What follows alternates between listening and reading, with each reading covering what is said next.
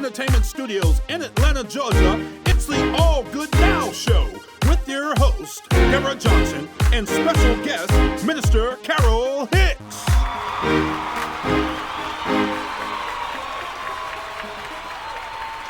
Welcome to our show. Today we are honoring an individual who was part of the Civil Rights Movement in celebration of Black history. My name is Deborah Johnson, and you're watching It's All Good Now. My esteemed guest today is Minister Carol Hicks. Minister Hicks is founder and CEO of New Beginnings Ministries. New Beginnings Ministries help the lost have a new beginning. Her account of the Civil Rights Movement is both riveting, and she also experienced a lot of agony, but also triumph. Without further ado, let's welcome Minister Carol Hicks.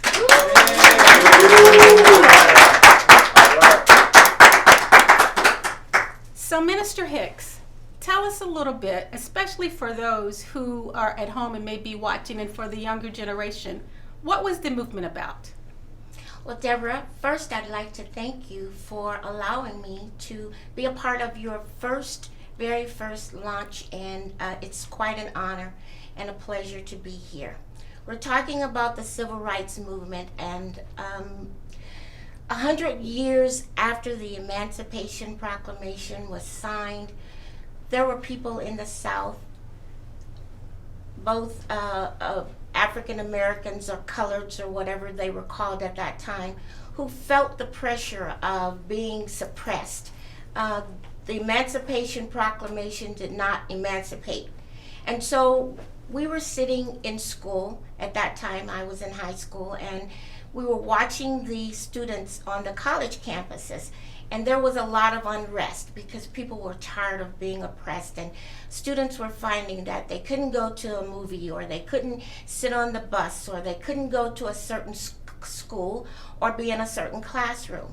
So as a high schooler, we began to watch the college students and the unrest that was going on all over the country.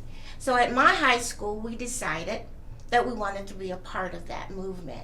And the Civil Rights Movement really began back in the 1800s, and we tend to forget about that. But there were movements going on. There were people who were at unrest and who were tired of being suppressed. And so there were things that happened before that time, but we're going to take it back to the 1960s because that's the time that I was a part of the movement that began in my city.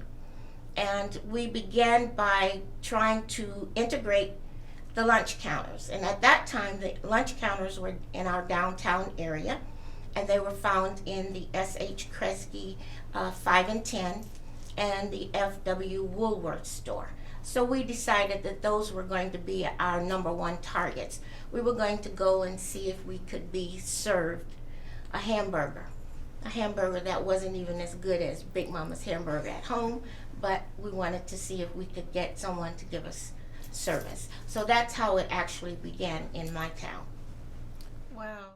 So Ms. Carol, tell us a little bit about the organization that went into the sit-ins at the lunch counters. Our organizational skills were not that great at that time, but we decided that each day we would meet after school, and we would take the city bus, which was our mode of transportation for school, and we would go down. We divided ourselves up into groups, and we decided one group would go to the S.H. Kresge and the others would go to the Woolworth store.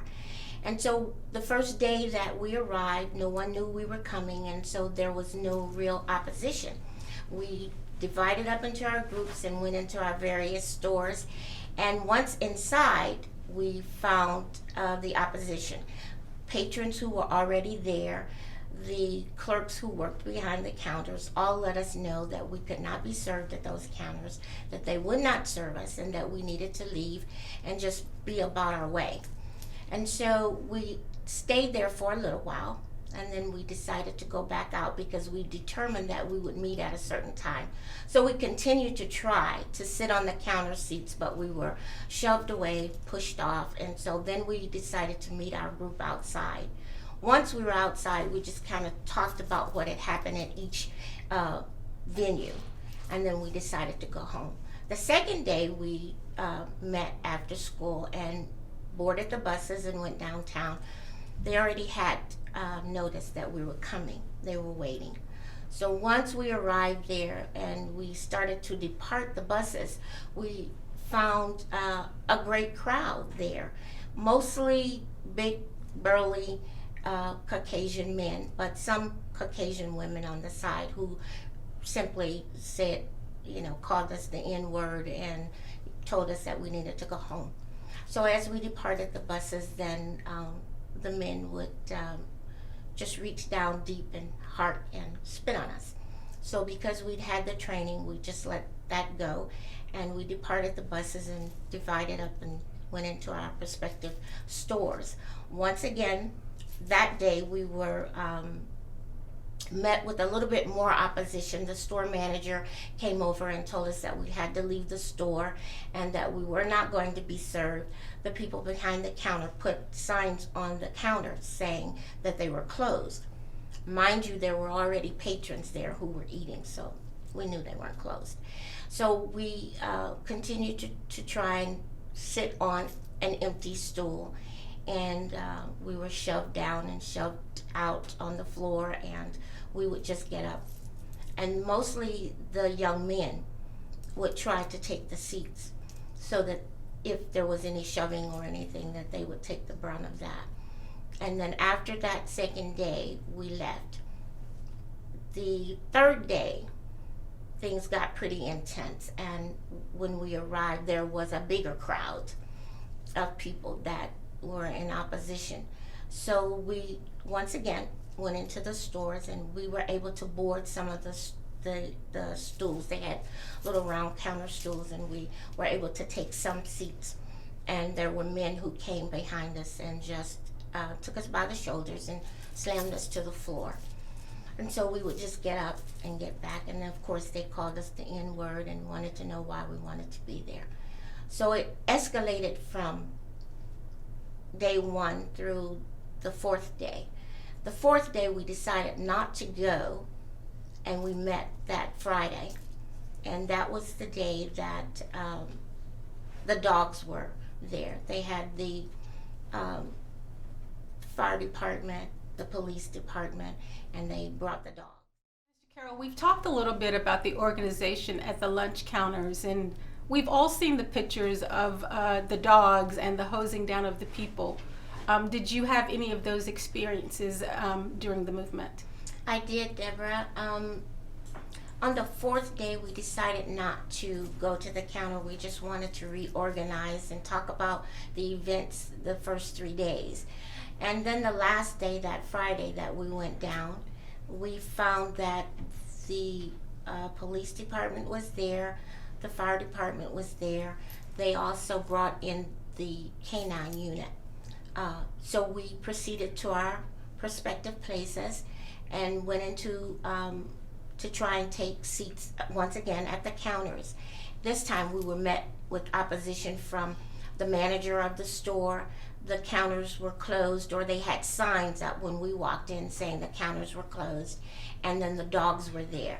So they asked us to leave, and we each took a place behind a seat, and we were going to sit there. And as we would sit down, someone would immediately shove us to the floor, and then they let the dogs loose, and the dogs began to chase us and go, and we ended up running out of the stores and down the street, and then you see this group of people just coming from everywhere, watching us like we were some movie or something, or this was some Hunger Games as you would know it now, and the dogs were behind us. And so today I carry a scar on my right leg where one of the dogs managed to take a plug out of my leg. Several people were bitten by the dogs at that time, and then they turned the hoses on us. And I don't know if you've ever experienced, probably not, but the force of the water coming from the hoses on the fire truck, there's so much pressure there, and we were taught to drop and to roll, and so we assumed those positions. Well, that was a good thing that we knew that, because as they hosed us, we were being hosed down like a piece of trash down the street. So the hoses would they would turn the hoses on us, and of course the force of it would push us. And then I think a couple of the young men just really had about all that they could take. And so they start to retaliate, and then a fight broke out, and that particular day was pretty disastrous, because there was fighting, there was dog biting, there was the hosing down the streets.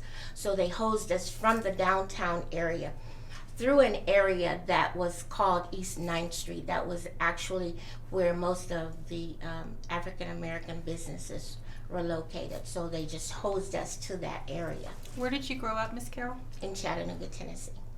Okay. So what was it that made you persist? What was it that occurred or that happened that made you not retaliate or want to just give up the fight? What made me not want to give up the fight? Because I felt that there was something that we could gain if we had unity, and we all wanted to be treated just as a human being. We wanted to be able, we could go to the downtown area, we could spend our money, and we could shop. But if we were hungry or tired and thirsty, wanted to get a Coke, we couldn't, in that same store that we just made purchases, we could not sit and have a hamburger or have a Coke or do any of those things. We couldn't go to the movie theaters, except we had two quote unquote colored movie theaters.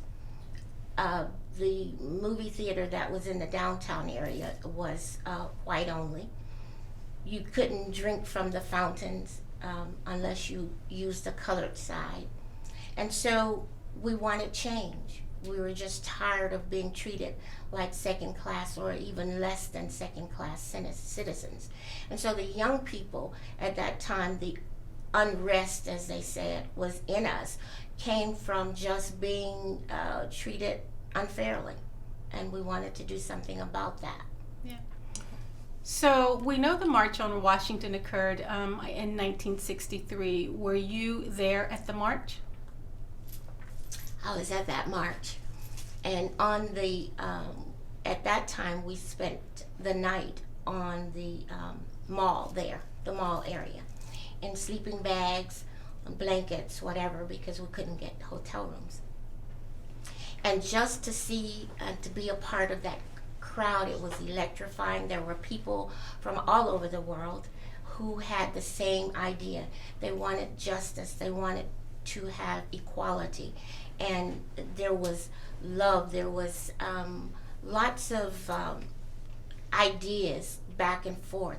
And it was just a time that it's really hard to describe, but it was electrifying. So, Ms. Carol, in 1963, we know that's when the March on Washington occurred. Can you tell us a little bit about what that day and what it meant to you? Deborah, it was a day that I will never forget. It was a most electrifying day.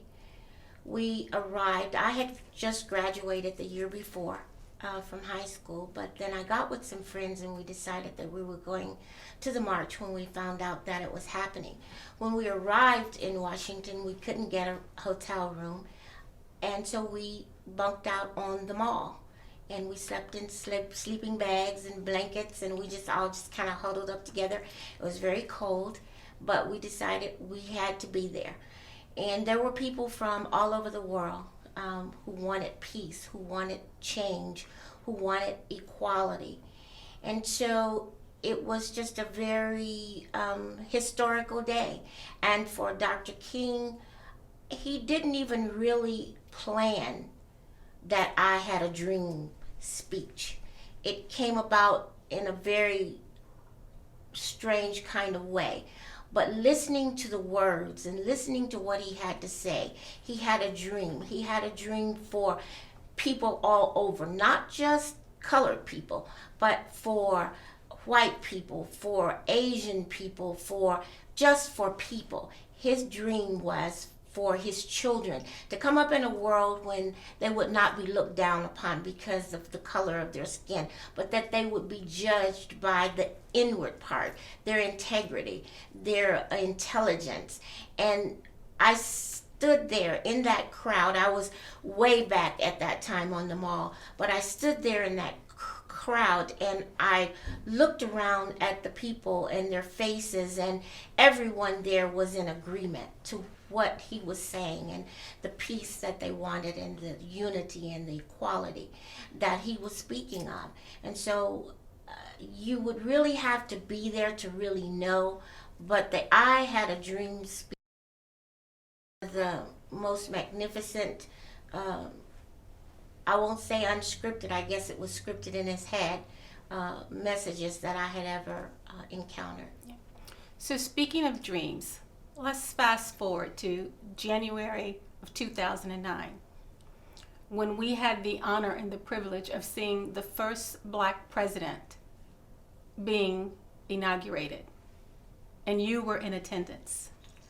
So tell us, Ms. Carol, from everything that you went through, not being able to vote and being there in 1963 to see Dr. Martin Luther King deliver that riveting speech, and now you're at the inauguration. Tell us what you're feeling on that day. In 1963, the I Had a Dream speech. In 1965, we had voting rights.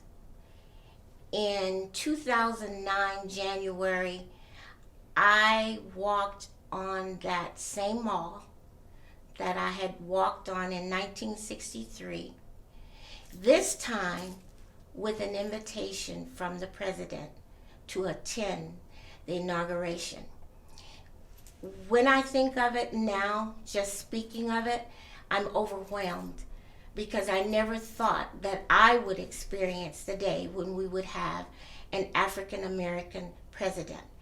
And here I find myself looking at this very tall, intelligent, strong man who was going to be the president of the United States. Somehow, I had a feeling that we had arrived, but there was so much pride. There was so much that right now, I'm just overwhelmed just thinking about it or talking about it, but I was way back on the mall for the I Had a Dream speech, and here I found myself right below the president in the 13th row and the 4th seat with an invitation to be there. And I just can't tell you what pride I felt, and I still feel pride in our president. And it was just an overwhelming kind of a day. Very, very cold, but as I was standing there before the ceremony began, I saw people standing way on the mall like I was before. They were sharing blankets. They were sharing hot chocolate or coffee. They were holding each other because it was a very cold day. It was very, very cold. And so there, once again, I saw unity in people of all colors, all shapes and sizes from all over the world. The day before, we were in a shop, and there were some people there from Japan, and they just came up to us and they said, Barack Obama, he's in our heart. And I just had tears. But when I first walked on the mall, the very first day that I arrived there on a Wednesday, I just broke down in tears, and I fell on my knees and I began to thank God for what had happened. But I couldn't believe that once again I was on that same mall, but for a whole entirely different purpose. So, Ms. Carol, we've talked about being able to attend the inauguration of our 44th president, President Barack Obama. And certainly everybody remembers where they were that day. I certainly remember where I was. And I remember having the privilege of having you come back and telling the stories and just being there and being able to have an experience that something did come out of your agony and your pain. We only get 1 month to celebrate Black history, but our legacy should be celebrated every day that we live. So what are some of the things you think that we can do as a people and as a nation to continue the legacy? Deborah, I'm glad you brought that up because we get so many excuses as a people. First of all, Black History Month, that's kind of an insult. We have such a rich history, and we need to learn that history because there is and has been a plan to keep us from knowing who we are, who we really are. There are things inside of us that have been inbred and birthed in us, and God gave us gifts. We're very talented. We can take nothing and make something out of it. Our survival skills are at the top. And so we need to learn who we are as a people so that we can be proud of who we are. You know, if you tell a child that he's no good, he's nothing, he can never be anything, he's never going to go any place, you're ugly, you're the lowest of the low, then he's going to perform in that way. And he's going to be the lowest of the low. He's never going to think good of himself. He's never going to think that he can go outside of where he is. But if you tell that child that you're beautiful, you're wonderful, you're smart, you can do anything that you want to do. When I was a little girl, my mom used to stand me in the mirror, and she would say, "You're a beautiful black girl. You can go anywhere you want to go. You can do anything you want to do." And that really wasn't the truth at that time, but she fed that to me. She gave me ballet lessons. She gave me tap dancing lessons. I played piano.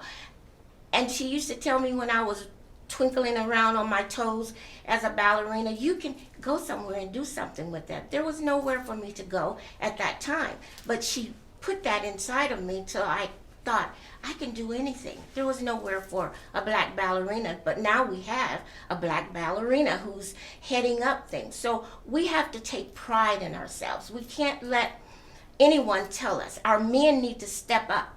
Pull up their pants, put their shirts down. Come on, guys, take charge. Be the head. That's who God made you, to be the head. Teach your children so that they come up, that they can be entrepreneurs. They can have their own. They don't have to work for someone. You see, so that plan that was hatched years ago to make the colored or the Negro feel that he was nothing, so we can turn that around. We can throw that out. We can make them see, because someone said there would never be a black president, but we have an African American president. I read something the other day that said, "He who is good at making excuses is seldom good for anything else." So we don't want to make excuses. We want to use what we have. We have God-given talents. Teach your children. Teach your children about their history. They don't know it. They don't know past Dr. Martin Luther King. There were many, many soldiers in the fight for our civil rights. So we need to do that. We need to not let anybody take our manhood. Just be proud of who we are. And there are lots of things that we can do for ourselves. We don't need someone to give us a handout. We don't want that. But that's what we've been taught. Yes. So we know, Ms. Carroll, that a lot of our young people don't see the importance of being a registered voter. And even if you believe in a particular party or an affiliation or a candidate or not, from your point of view, everything that you've gone through, why is it important that young people become registered voters? Listen, remember, it's only been 50-some years that we had the right to vote. And now, if you look at TV, listen to the radio, you see that, once again, they're trying to take our voting privileges away, because that vote gives us a voice. I'm not saying you have to be a member of any party. I take a look at candidates and what they stand for and what they've done and what they say they're going to do, and not so much what they say they're going to do. What have they done? What are their principles? What's your platform? What are you giving me that I can say, okay, you've got my vote? Your vote is precious. My grandmother had to go and guess the number of beans in a jar to be able to vote. She had to guess jelly beans or whatever that man said in order for her to be able to vote. It was very precious. She died at 104, and you couldn't be around her if you didn't vote. your vote is your voice. And so don't let it go to waste. We need that. Yeah. I remember growing up, and even when my mother was alive, one of the things that we had to do was vote. So there were a lot of things that you could miss, but you could not miss voting day. Ms. Carol, it's been such a pleasure to have you on the show today and to be able to speak with you. But if there is one message that you could leave for the young people, the generation that's coming behind us, what would that be? Young people, listen to me. Believe in yourself. Believe that you are somebody, that you can do something. Nobody else can do this for us. We have to do it for ourselves. And I want to just read you something so that I don't get it confused, something that Dr. King said, and he said, no document can do this for us. No Lincoln Emancipation Proclamation can do this for us. No Kennedy or Johnson Civil Rights Bill can do this for us. If the Negro is to be free, he must move down into the inner resources of his own soul and sign with the pen and ink of self-assertive manhood his own Emancipation Proclamation. Sign your own Emancipation Proclamation. You've heard her story. It's been riveting. She's gone through agony. She's been through defeat, but she's also been through triumph. But as we can see, something good that did come out of things that were horrible. So young people, it can be good, and it is all good now.